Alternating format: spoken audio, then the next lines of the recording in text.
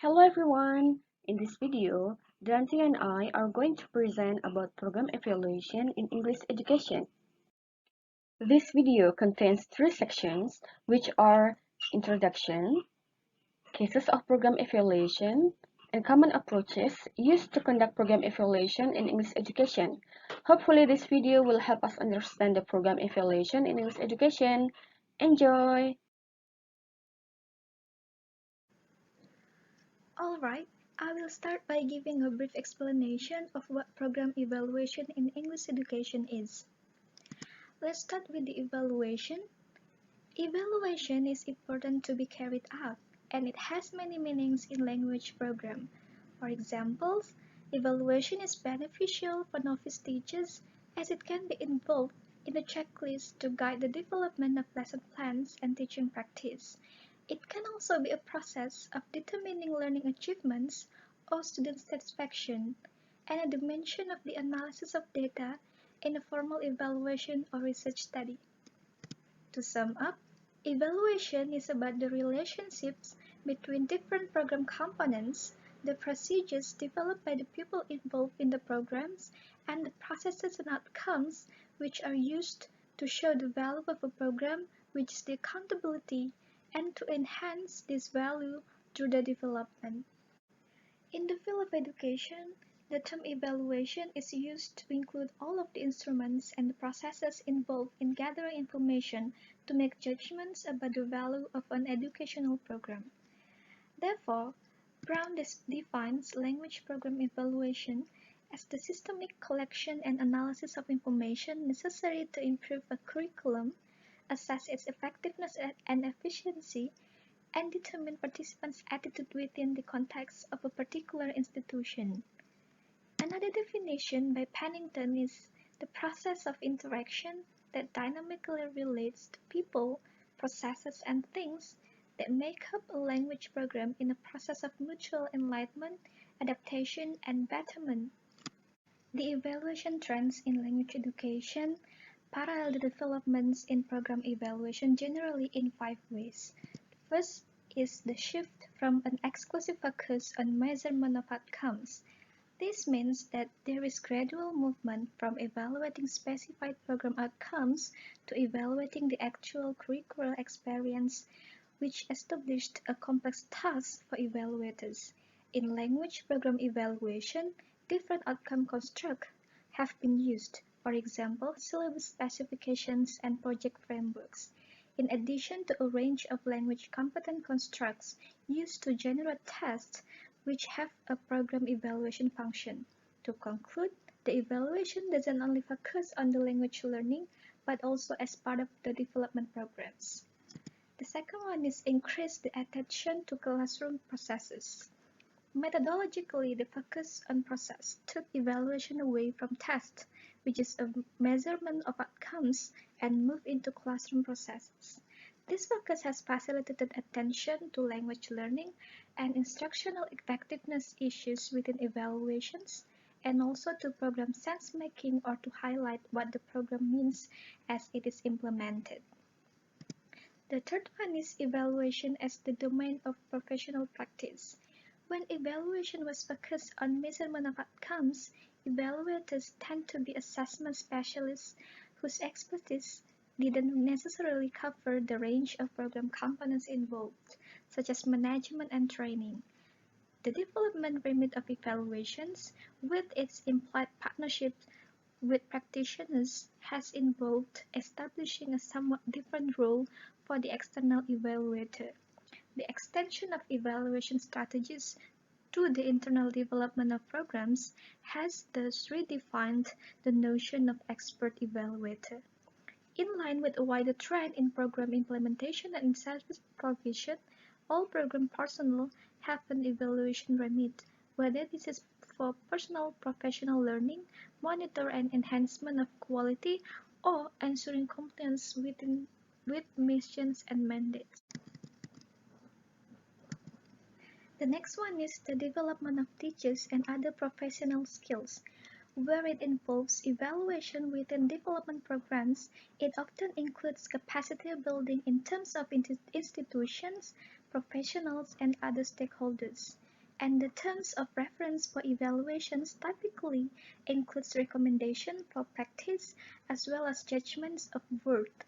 It is equally relevant to evaluations within programs where the focus is on quality assurance. The practitioners are very often the evaluators, and the opportunities for developing the program and enhancing quality are linked to their own professional learning. The last one is inclusion of baseline and formative evaluations. The timing of program evaluation has changed. The conventional summative evaluation has been augmented by formative evaluation or periodic program reviews. In addition, there has been attention to baseline assessments in program contexts, both to inform on appropriate development activities and to improve the quality of judgments in evaluations at later stages of the program. The notion of baseline assessment has proved especially important in ELT program evaluations for two reasons. First, in the context of programs which are part of educational aid program in a developing country, such as assessments, provide an indispensable database for project planning and subsequent periodic reviews. And second, the process of such assessment may constitute a valuable learning experience for the range of professionals involved. The trends in general educational evaluation influence the evaluation of and within language programs for decades.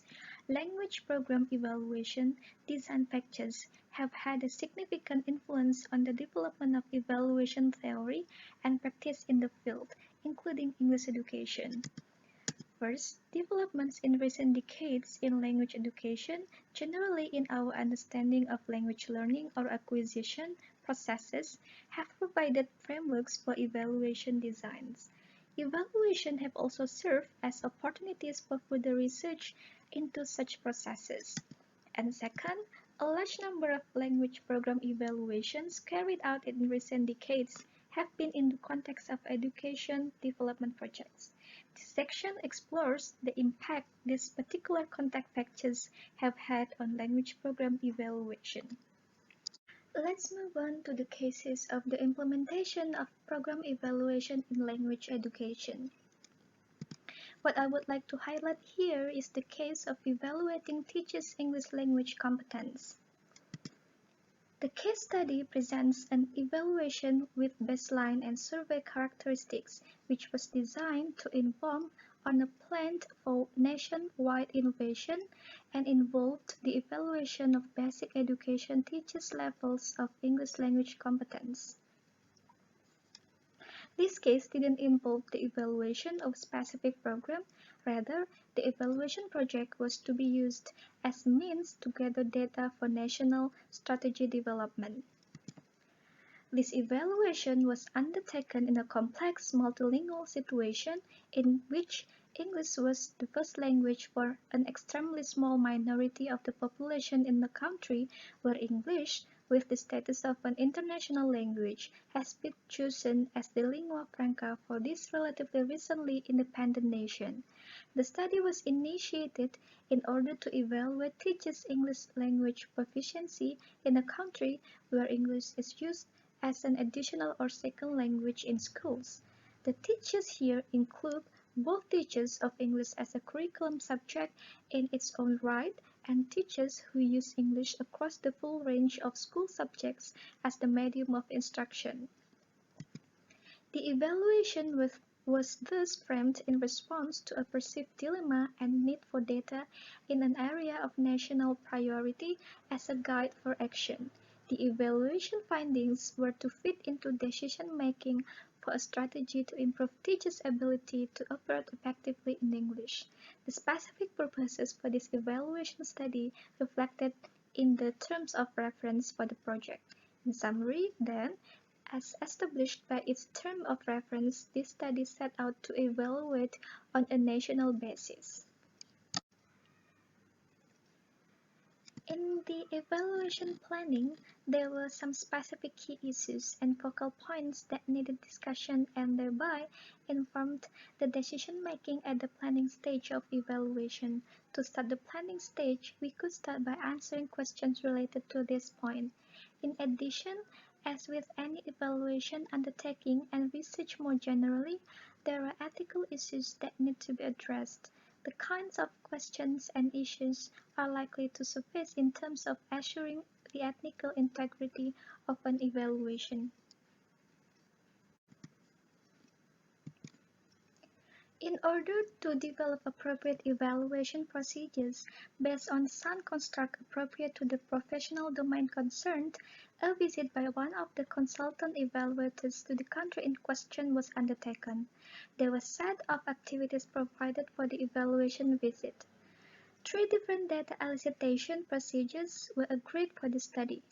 First, the focus on teachers' levels of language proficiency in relation to English language use in their teaching of all curricular subjects, including English as a subject, implied the need to articulate in detail the nature of language proficiency, not only in general terms, but also with specific reference to classroom language use. Thus, data capture was achieved not solely through the administration of language tests in response to the requirement to measure teachers' general proficiency in English, but also through an assessment of teachers' uses of English in real class time through classroom observation. For these reasons, the development and application of classroom observation band scales become a prominent evaluation procedure. Second, questionnaires were developed to capture perceptions about standards of English and English language used by teachers. Whilst interviews are strong contender for gathering attitudinal data, they were precluded in the study on an account of the large-scale survey nature of this evaluation, which was to be implemented across all education zones in this vast country. Third, for purposes of later analysis, a background detailed questionnaire was devised to capture key characteristics of the informant groups as well as the professional experiences of these different groups. Piloting. In research, it is important to pilot and validate data collection procedures and to be able to provide evidence for the validity of any use. The same requirement applies to procedures used in evaluation studies. The requirement to measure teachers' general language proficiency in some way was operationalized in the form of English usage and graded reading tests. However, there was unanimity in the view that data from these tests wouldn't provide a valid account of teachers' English language use in classroom contexts, and it was therefore necessary to develop band scales that would inform on both teachers' English language proficiency in action in their classes and their ability to perform a set of key classroom behaviors through the medium of English. Two band scales were therefore developed. They were the language band scales and teachers' classroom language use scale. Here is an overview of three central features that impacted on and/or influenced the design and implementation of the survey of teachers' English language proficiency. In time allocation, the commissioners of this evaluation research had hoped to complete the evaluation as close to a 6-month period of time as possible. In several respects, 6 months was an unrealistic time frame within which to develop and implement a quality evaluation survey, especially as it involved an evaluation consultancy team at an overseas university considerably distant from the site of the study itself. The development of valid evaluation procedures involved a range of activities. In sampling, the data collection process, which involved visits to all regions of this large country with a fairly rudimentary transport infrastructure, added to the frustration of meeting deadlines. The analysis of the results could thus only take place after a considerable time lapse. This is one of the points of contrast with research projects where the findings and interpretations emerge within a longer time frame and there is less of an imperative for the immediate use of result. Induction and training. The external evaluation consultants required induction to the evaluation context, and the in-country team needed an induction to the evaluation project, its design and implementation, and in particular, preparation for their involvement in the data collection processes. They also had to be knowledgeable about how the data were to be coded to maximize efficiency in the return of the data to the project management for data entry and analysis. In summary, this case study has illustrated in some detail the development and validation work on evaluation procedures, in particular the tests and the classroom observation band scales that were used in an evaluation focused on levels of teachers' English language proficiency and classroom language use.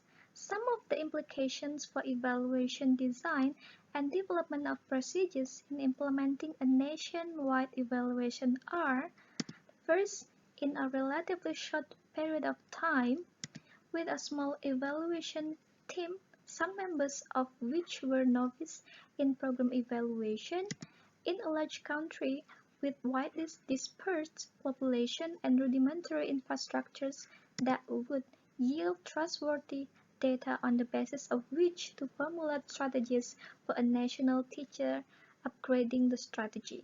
That is all for the case. The next will be explained by Atta. Before deciding what approach should you use, I have some questions for you.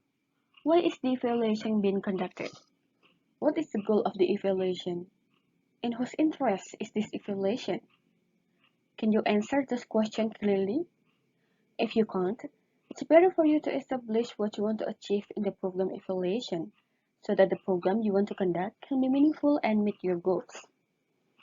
It's clear that an evaluation can be approached from different perspectives based on the program's goals and audiences.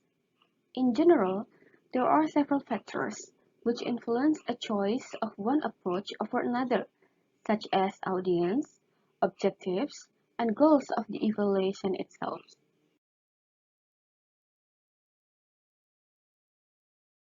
Therefore, an expert named Brown offers four approaches to program evaluation. They are goal attainment or product-oriented approach, static characteristic approach, process-oriented approach, and also decision facilitation approach.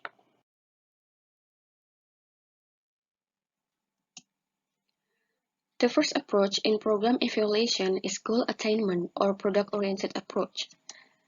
As the name suggests, goal attainment approach has purpose to see whether the goals and instructional objectives of a program have been attained through the final product.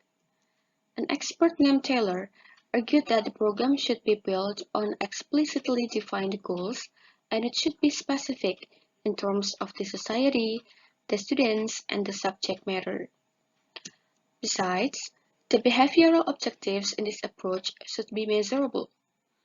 This approach is considered summative than formative type of evaluation that could work as a short-term solution for specific projects.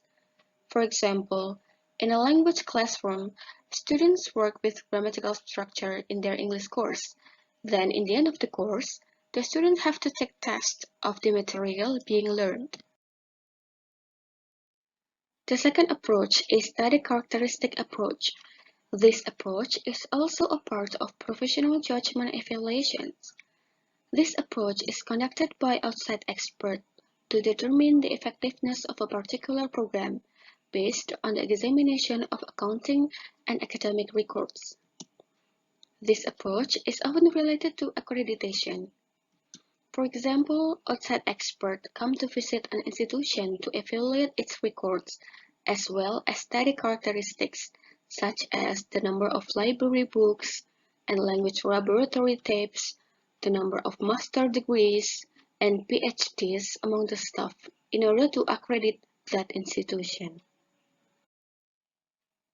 The third one is process-oriented approach.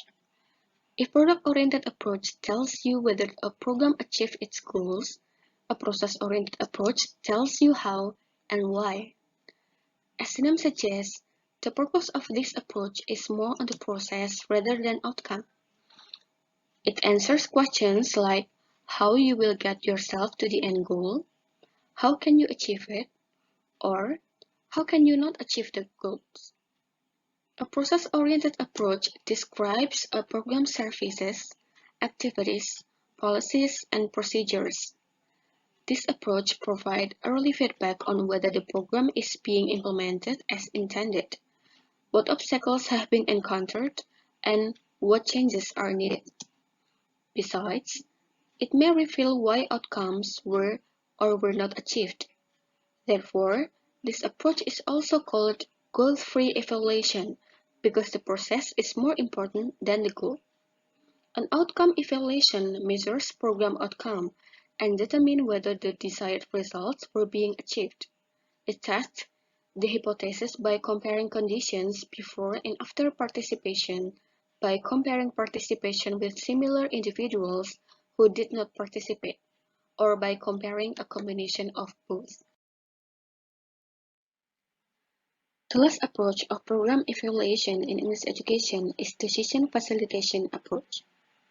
In this approach, evaluators attempt to avoid making judgment. Instead, the evaluator will collect some information that will help the administrator or faculty in the program make their own judgment and decision. For example, in evaluating syllabus of certain course, there are four major questions that administrator or faculty of the program should answer. First, what objectives are included in the syllabus in terms of language system and skills? Second, how specific it is. The third question relates to the reason given in the syllabus to justify its content. Why does it include what it does? The fourth question focused on the student's achievement. Are the objectives realistic? In other words, do they match the learning conditions, the learner's abilities and needs, and the teacher qualifications? The next one is about dimension of evaluation.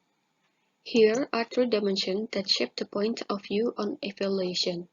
The following dimensions are opposite terms that can complete each other. The first dimensions are formative and summative evaluation that considered as the purpose of the information.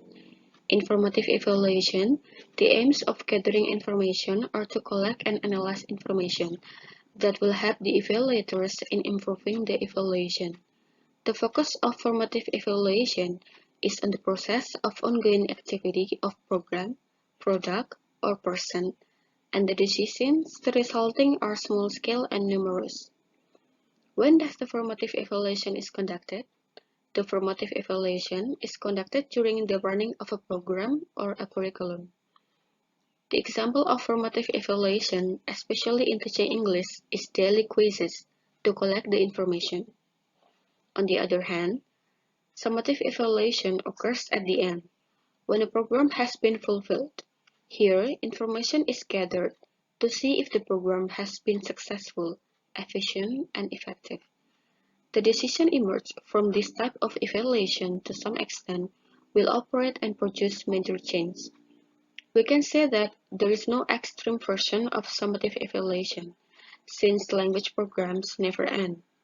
Let's take example of the summative evaluation existed in textbook. It usually provides summative evaluation in the unit test or chapter test. Another example is midterm test, final project, or creative portfolio.